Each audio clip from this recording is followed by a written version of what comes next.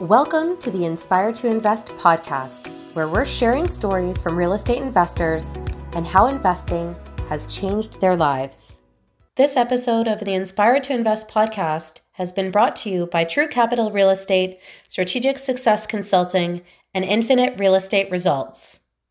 Hey everybody, welcome to the Inspire to Invest podcast. Today I've got Kris and Constance Foster here with me. They're from Stone Hearth Properties, and I'm going to tell you a little bit about their illustrious experience as real estate investors, because they definitely have so much experience that they're going to share with us today.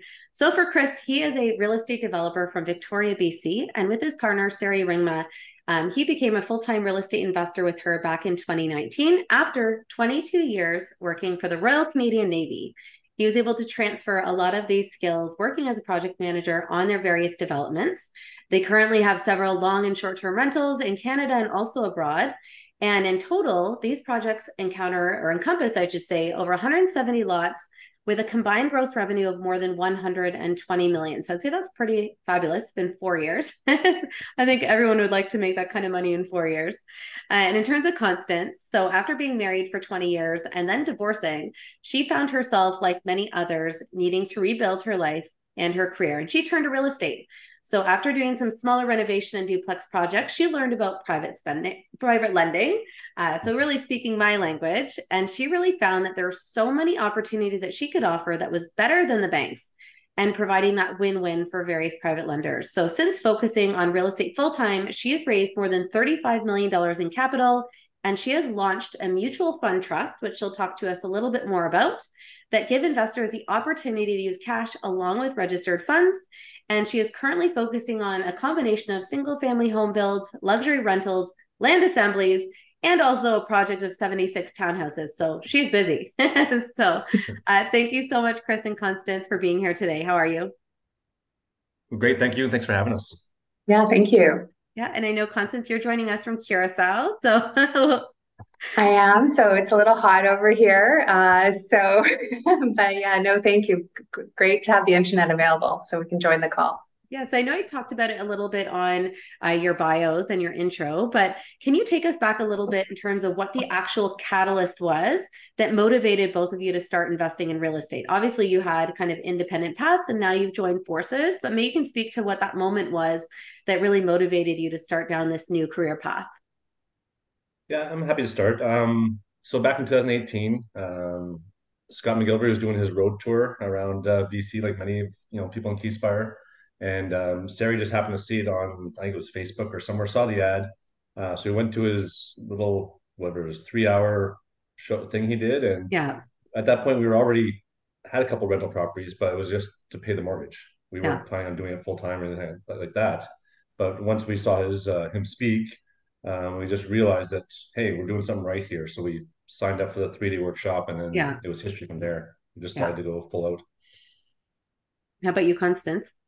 Yeah, for me, I had, as I mentioned, was married for 20 years and worked on my homes and was rebuilding. And I was like, okay, I really liked real estate. So I also found an educational group where I was learning, and I just decided I was going to dedicate myself to it full time.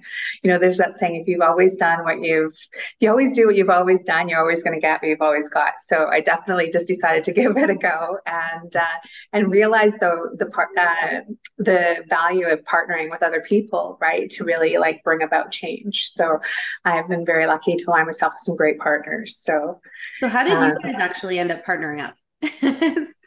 I don't think I know that story. Well, we've basically known each other throughout the different communities, because Victoria is a small community, especially the real estate community. So we met through that. I think Sari might have worked with you at some point as a realtor. But then it was during the Synergy Mastermind that we created Stone Hearth Properties out of Synergy Mastermind with other partners. But we realized we were still missing a key piece, and that was the raising the funds. So we sought out somebody who was an expert in that, and that's where we found Constance.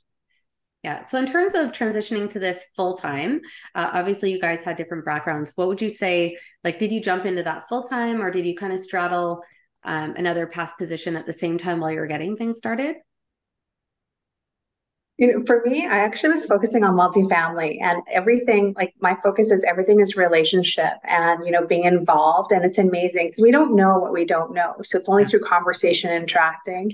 And somebody pointed out to me, private lending, it wasn't even on my radar, and realized, if you're working with people that like really embrace reciprocity and integrity, what you can build together is pretty phenomenal. And so for me, it was actually just being in relationship with other people and having other people like bring my attention to something else. And then I met my community, right? And my partners. So that's how it transitioned for me. Yeah. Yeah. And if you know Sari and I, we do everything full out. We jump in full, both feet in. So we both decided we're going to do it full time. And in 2019, I left the Navy.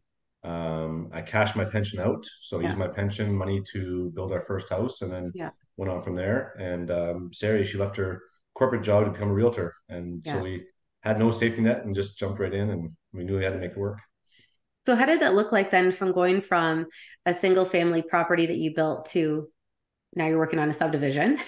So how, like, what does that process look like? Like, did you guys go out thinking that's something you wanted to do, or did just a land opportunity come up? Like, maybe you can walk me through that a bit.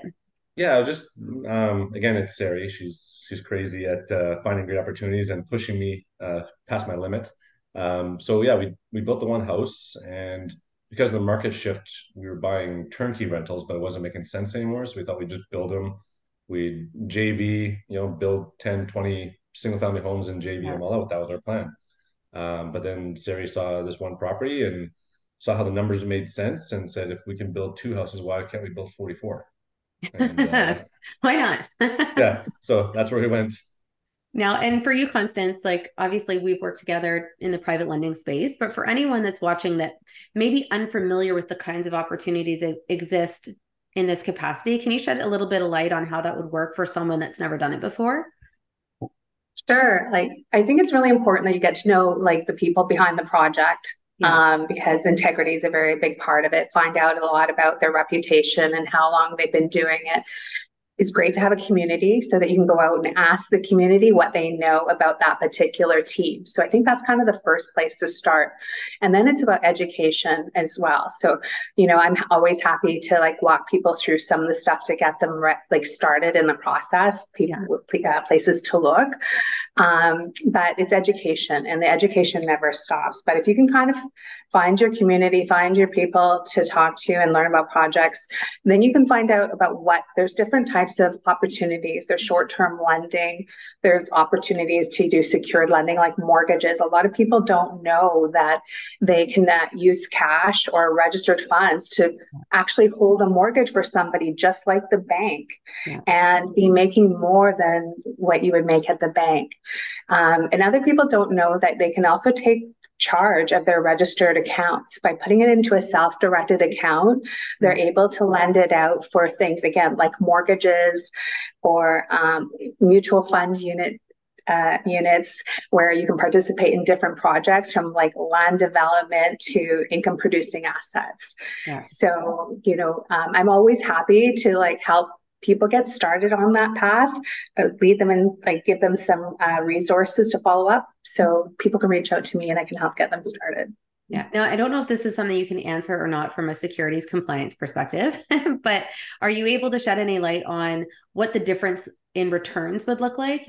For an average person at the bank, maybe they're making a few percent, but if they were going to go and put their funds into an MFT, like on a land development project or on something else, or even a mortgage, like what have you typically seen in terms of those rate ranges? You're probably looking at double digits, right? So that's something it depends on the position of your mortgage. Right now, with the way interest rates are, you're definitely looking at double digits. And another part of that is term, right? So some of these projects can be 5 or 7 years, some can be 2 or 3. So that also plays a factor. But you're definitely looking as something a lot more than you're going to get at the bank. And it's being backed by real estate. So you don't get that like crazy fluctuation you get with stocks. Real estate's a little bit more predictable. Yeah, I think that's something where when I've spoken to people and they often perceive private lending as so risky, like I've always liked the tangibility behind it. It's not like you're just walking down the street, like handing out money. Like there's almost always an asset, and in most instances, an appreciating asset that backs that investment. So that's one of the reasons that I've personally liked it. Now, I guess just looking at these last few years, what would you say are some of the challenges that have come up as you've, amplified your projects and diversified what you're working on? Yeah, I'll go into that. I mean, obviously, cost certainly is the big one. Like we all, it's one thing about land development that I've learned over the last couple of years is they take a long time, right? When you're doing a single family home, it's your chances are the costs, they're not going to change. The market, it's not going to change that much because it's all within a 6 month period. When you're doing a land development, it takes 2 to 5 to 7 years. The market's going to shift multiple times. The costs are going to up or down depending on what's going on in the world. And obviously, COVID hit for us during the middle of our projects. So it really shifted what our expected cost would be. And now with the market downgrade, it's obviously shifted what our expected sales would be in timelines. So that's been the biggest struggle. The good news is for all our projects, we purchased the land well before COVID, before the COVID spike. So we have the land at a great cost, which has really allowed us, has given us that breathing room in all our projects to absorb the cost increase. I mean, there's also been a sales increase too since the start of it. But for the extended timeline, it's allowed us to absorb that and still be in the positive. Yeah. And how about for you, Constance? Do you want to add anything to that? I think the thing is just always, which I always teach people too, is just always make sure we have extra exits, right? Like make sure that if that you have an A, B, and C, or even a D. You never want to go to D, but when you know that you can do D in a pinch, then that's where you get like the courage and the knowledge that you can do this project and move forward. So it's something we really try to focus on. And I think with the way our team has worked, has gotten us through this difficult time. So something to look for is multiple exits. Now, do you think looking back at these last few years, is there anything that jumps out to you as, say, the biggest lesson that you've learned? Well, I'll give one example of, I say it whenever I speak pretty much, is one of the biggest lessons I learned in land development is, especially going to do this full time, is to make sure you could pay yourself during the project. It's the biggest thing, like it's the biggest stressor that us as a team has learned over the last couple of years. Because we all anticipated that it would take 1 to 2 years max for a project, right? And we'll pay ourselves at the end. Well, that doesn't work, right? Because you have bills to pay, mortgages to pay, all that kind of stuff. So you have to structure the deal where it makes sense so you can pay yourself during it. And when we started out, I was worried that how could I use private lending money to pay myself, right? It didn't make sense. But you got to think about it's the project. They're lending for the project. They want the project to be whole. So in order for it to be whole, you have to be whole. So that was one of the biggest lessons I learned, I think. And it's been a big one. So for someone that's considering budgeting a project like that, is that embedded as a management fee or an acquisition fee? Like how have you determined that ratio, like compared to the project? Yeah, it is. You can do both acquisition fees or management fees. You kind of have to depend on how your lending structure is too, because obviously if your lenders are in just debt financing, then it doesn't really matter how much you pay yourself because you're literally taking your profit and paying yourself up front. But if it's equity financing, well then, the more you take, the less your lenders get. So you really got to work that out and be upfront with it. That's the big thing. Just be upfront to what you're planning paying yourself, and then everyone should be happy. Now, for anyone that doesn't know, can you explain that difference between the debt and equity? Like debt financing and equity? Debt financing is kind of independent of like how the project's performing. So like an equity thing is that you're actually joining in with the team to see. And so if the project does well, you get the blue sky along with the team. But if the project does maybe not as well, you also take that journey with them. So that's an equity role. Investing. Debt is more that there's a targeted rate of return, and it's like a loan. So you're like lending the company money, and the company is obligated to get that paid to you. And it can be structured monthly or deferred. There's a lot of different ways, but those are the two main differences. Okay. great. Thank you. And then in terms of lessons for you, is there anything that really stands out to you as something, that you would want to share to someone else so that maybe they can avoid a challenge or a mistake or anything like that? Yeah, I think communication with the team, like the systems we started out with were great, but as we grow, you always have to have your eyes on your system and continue to refine them. You can't just do it at the end of the project. Yeah. It's a continual process, yeah. Because a lot of us, it's learning for all of us all the time. That's one thing in this space, the learning never stops. Yeah. So I think it's just continually refining your systems as you move along and grow. Yeah. I think that's really important. And the communication with the team is really important as well. I think one of the strengths I love about our group is we all have a role and we all have integrity and we all show up. And that's really important. I can't imagine doing this project when you don't have that trust with your members. So that's really important. Yeah. And then just keeping that communication going. Yeah, no, I think that's huge. And obviously what works when there's just a few of you would be very different once you have 10 of you or 100 of you. Mm-hmm. So I can see how you may need to adapt and change as those things change with your business. Mm-hmm. Now, when you look back at, everything you have accomplished so far, what do you feel like you're most proud of or what you would perceive as your biggest success so far? Good question. I say for me, it's just the lifestyle that we've been able to, do for our family. It's not necessarily the extravagant lifestyle. It's just the, what we've been able to show our kids, right? I think one of the biggest, things that made me excited is when we started building, we were hiring a lot of our son. He's an athlete, so they couldn't get regular jobs. They're too busy with sports. Yeah. So we hired them during the summers, him and all his buddies. So we had 6 hockey kids working for us all summer. Yeah. They worked for us for 2 summers, maybe 3 actually, on our home builds. And now all 6 of them are in the trades. Yeah. They've all loved it. They all want to do what we're doing. So it's just that role model aspect, I guess, is the best thing. That's what I'm most proud of, I think, in our accomplishments is that we've been able to really show our kids and, our friends what the opportunities are. Yeah, no, I think that's really powerful. And just for kids in general, I think that this is something that should be exposed to them far more often and also far younger to understand, the purpose of assets and how you can build that wealth, whether it's real estate or even another platform, because I think right now too many people are educated and they just go get jobs and they're living paycheck to paycheck. And there's obviously better options out there. For me, it's just the fact that, a lot of people get strength from their partner, like if they're married or in a partnership, and then doing it on your own, it feels like you just can't keep up with couples or you don't know where to start.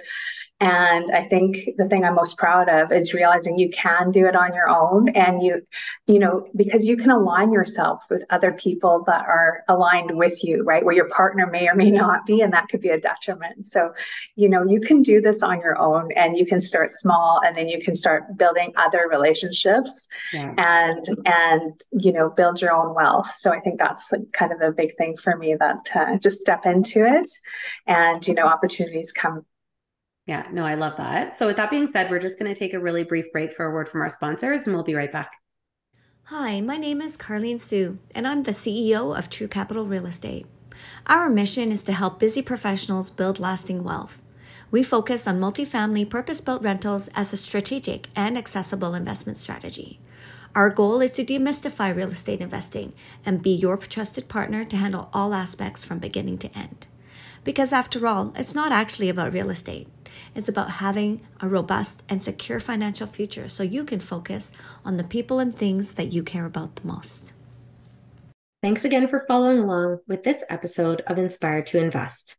In addition to real estate, investing, and running my own brand experience agency for 18 years, I also published a book called The Accidental Entrepreneur in October of 2021. This is my story, and it chronicles how I turned tragedy into triumph to embrace my destiny in entrepreneurship. If you're interested in picking up a copy, you can find the link at serenahomesrealtor.com, and you can also find my link tree with all of the retailers in the details below. Thanks again for your support. Hey, I hope you're enjoying the podcast, and we'll get you right back to it. But I have some exciting news to share.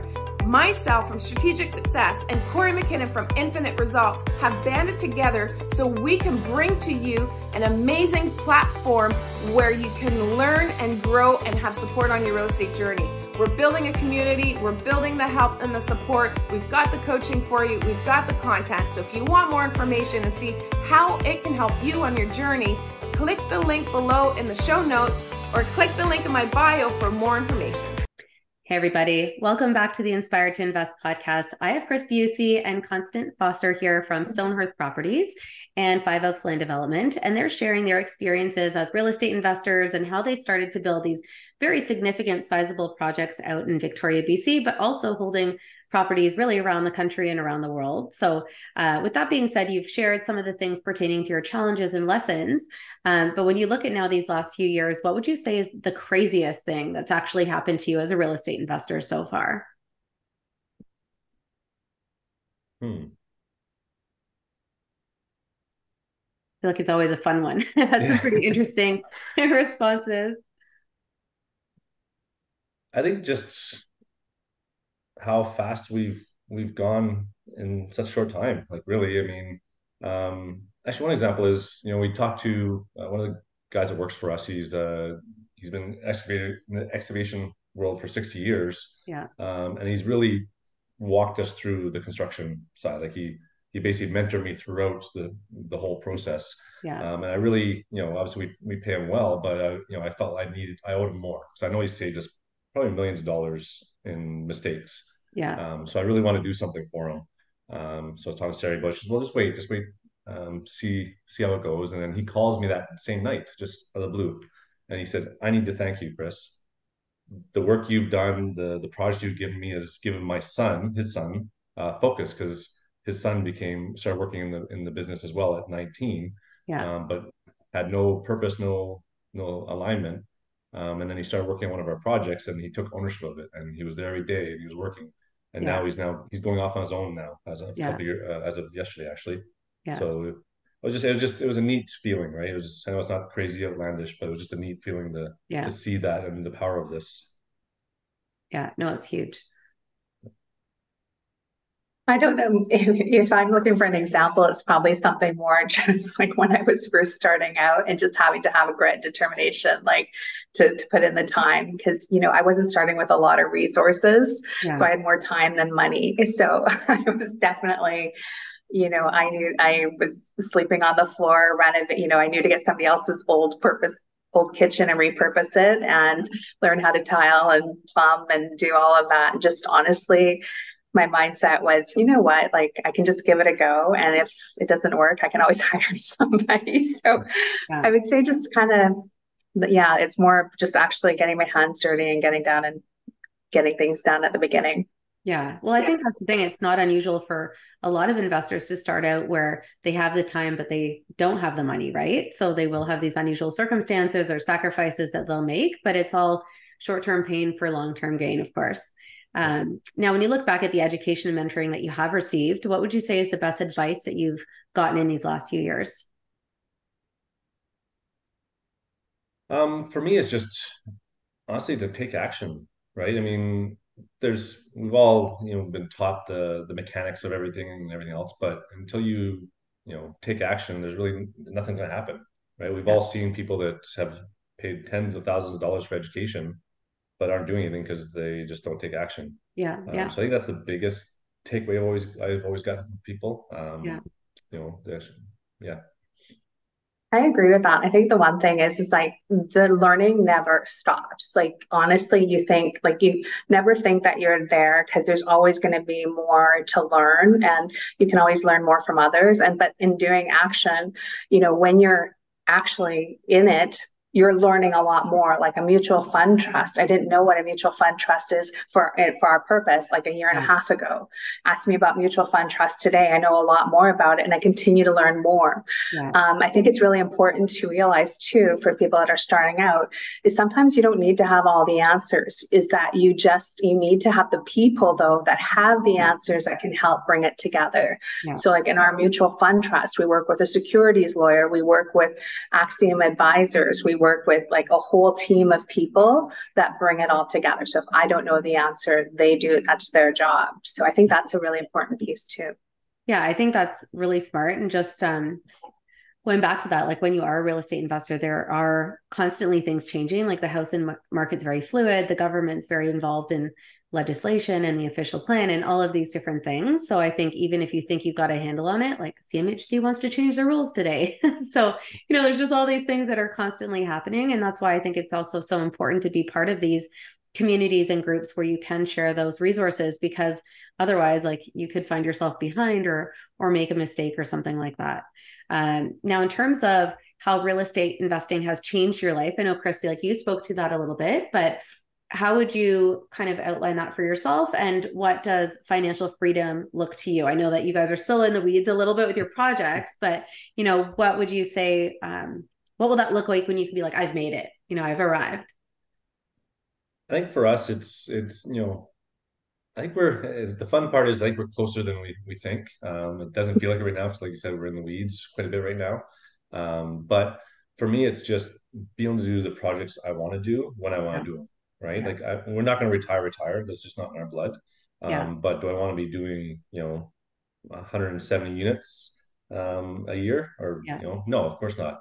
I just want to find the smaller projects, when we want to do them, when we want to do them, when we don't want to do them, and just travel, right? It's just the ability to travel. This is an amazing world, and I just want to see more of it. Yeah. For me, the projects that we have are like, I'm very proud of what we have in front of us, and I love the learning. Like, I love learning. I think our whole team, like, we're not idle individuals. So I look forward to seeing our projects come to fruition, and then I'm like, just and we will always probably have something on the go, but it'll be like more just to keep our minds active, and then we'll have a bit more time freedom. We don't really have that as much at the moment, but it's coming, I hope, in the future. There's a light at the end of the tunnel. Yeah. Awesome. One of our goals for Stone Hearth is to basically grow the company so we make it a proper business. Right, where we're not necessarily in the weeds every day. We hire for that, right? So find our who's and the who, not how, to take our roles out, and so we be more not silent partners, but more shareholders. Just help or giving a direction, and then letting the company grow. Yeah, no, that makes perfect sense. Now, in terms of Stone Hearth and with Five Oaks, can you talk a little bit about those projects and what kind of opportunities there could be for investors that are tuning in? Yeah, it's actually pretty exciting right now because, as I said, land development can be a long process. And in Stone Hearth Properties, we have 9 townhomes right now. They're just coming to the end. We're probably going to list them in the next week or two. Nice. And we should be, basically completed by Christmas, which is pretty exciting. It's been a long go, but we're there. So that one's finishing up, and now we're starting to refocus on Sequoia Wind, which is the project under Five Oaks. Which we're partnered with Stone Hearth is partnered with Kathy Van Dockenberg on that one. So that one, the land had been prepped. I had another project. We had to remove a lot of rock, so we basically moved 4,000 dump truck loads of rock from one project to the next. So it's ready, prepped to go. The development permits is approved. So now we're in discussion with a contractor right now who will probably take the lead on the build of them. And then hopefully springtime we'll be breaking ground and erecting our townhomes. Awesome. Do you want to add anything to that in regards to your MFT? Yeah, so as far as like if people want to get involved with us, we always, I would encourage people to reach out. We sometimes have short-term private lending opportunities and mortgages, but the biggest thing that we're promoting right now is our mutual fund trust. And that was set up, as I mentioned, by our securities lawyer and an accounting firm. And it takes both cash and registered funds. It's a 2-year term, and it offers 15% base rate with a dip option, and you get a bonus if you stay in for 24 months. So the effective rate is 17.12%, which is pretty good. So if people want to learn more about that, I would encourage them to, either visit our website at www.shproperties.ca or reach out to me at Constance at shproperties.ca. Now, obviously purpose of this podcast is inspiring other people to invest. So I always like to ask my guests what one of their favorite quotes is and something that really motivates them. I just go back to just do it, right? Like I know it's it's the Nike tagline, whatever it is, but for me, it's just, we've always gone that way. Like, just go ahead and do it, and you can figure it out afterwards, right? Like if you have the right team, the right support, the right people, you'll figure it out, right? Like none of us knew anything about land development a few years ago. I never knew how to build a house before I built my first house, right? You'll figure it out along the way as long as you have the support, right? And the work ethic to do it. Yeah, awesome. Thank you. Yeah, I think one of my favorite quotes is actually not real estate based, it's more, it's about life is a lot like riding a bicycle. You have to keep moving forward to keep your balance. And I think that's also really important in business, right? Because we're always coming across challenges and we have to kind of just keep our focus on solutions and actions to keep moving forward. So, but I think it's also a good quote for life. So it's the one on that. Well, I think work obviously consumes so much of our lives that they're all intertwined. So with that being said, thank you for being here. Is there anything in particular that you would like to leave the audience with, or any pearls of wisdom before we wrap up? No, just, like I said, if you want, just reach out. Always available to talk real estate. But just get out there and do it, right? Like, use the networks we have. There's some great networks in Canada or in the US, wherever you are. Yeah. Just join the networks and surround yourself with the right people. Yeah. Yeah, and I would say, Jess, if you're not really sure on how to get started with private lending, or you wanted to learn more, just reach out. I'm happy to put you on a path or connect you with some ideas. There are a lot of great communities out there and resources, and I'm definitely happy to help shorten that path for you. Yeah. And I think that's the main thing. Like when I started out diversifying, I think just having all of those conversations with people is so important. And I'm always surprised when I talk to people and they won't even have those conversations. And they don't even realize the untapped potential that's out there. And, there's obviously no harm in just having some of those calls to understand it. And maybe you're not ready right now, but maybe a year from now or 2 years from now, you will be, right? So I think, just to both of your points, just trying to learn from other people and see what's out there, and it can really change your life. So that being said, thank you so much for your time today. And of course, for sponsoring the podcast this past month. We very much appreciate it. For anyone that has been following along, thank you for your time. And if you have liked this episode, please make sure that you like and subscribe below. And you can also follow along at Inspired to Invest Podcast on social. And of course, don't forget, when you invest in yourself, the sky's the limit. Thanks again. Thanks again to our sponsors, True Capital Real Estate, Strategic Success Consulting, and Infinite Real Estate Results for bringing you this episode of Inspired to Invest. The views represented on this podcast are for general information only and does not constitute investment or other professional advice or an offering of securities. The host and guests featured on Inspired to Invest make no representations as to the performance of any particular investment. Should you decide to make an investment, you are responsible for conducting your own review and analysis. It is recommended that you obtain independent legal, accounting, and tax advice from licensed professionals.